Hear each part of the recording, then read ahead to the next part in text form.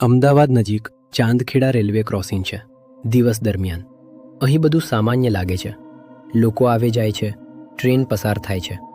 પણ જેમ જ રાત પડે છે, આ જગ્યા ભયાનક બની જાય છે. સ્થાનિક લોકો કહે છે કે મધરાત પછી અહીં એક સ્ત્રીના રડવાનો અવાજ સંભળાય છે. મદદ કરો, મને બચાવો. ઘણા ડ્રાઈવર્સ કહે છે કે સફેદ સાડીમાં એક સ્ત્રી અચાનક રસ્તાની વચ્ચે ઊભી દેખાય છે. એક રાતે એક કેબ ડ્રાઈવર મોડી રાતે ઘરે જઈ રહ્યો હતો. ક્રોસિંગ પાસે પહોંચતા જ તેને આગળ કોઈ હાથ હલાવતું દેખાયું. તે ગાડી રોકે છે અને ધીમે ગ્લાસ નીચે કરે છે. શું થયું? પણ જેમ જ તેણે ઉપર જોયું, તે સ્ત્રીનો ચહેરો ફિક્કો હતો. આંખો એકદમ કાળી અને પલક મારતા જ તે ગાયબ થઈ ગઈ. ડરાયેલો ડ્રાઈવર તરત ગાડી ભગાડે છે. પણ થોડા સેકન્ડ પછી જ્યારે તે રિયર મિરરમાં જુએ છે તો એ જ સ્ત્રી પાછળની સીટ પર બેઠેલી હતી.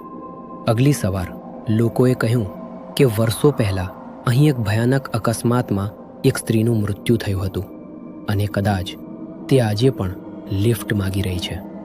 તો જો તમે ક્યારે ચાંદખેડા રેલવે ક્રોસિંગ પરથી રાત્રે પસાર થાઓ અને કોઈ સ્ત્રી લિફ્ટ માગે તો રોકતા પહેલાં એકવાર પાછળ જરૂર જોતા, કારણ કે કદાચ તે પહેલેથી જ તમારી ગાડીમાં બેઠી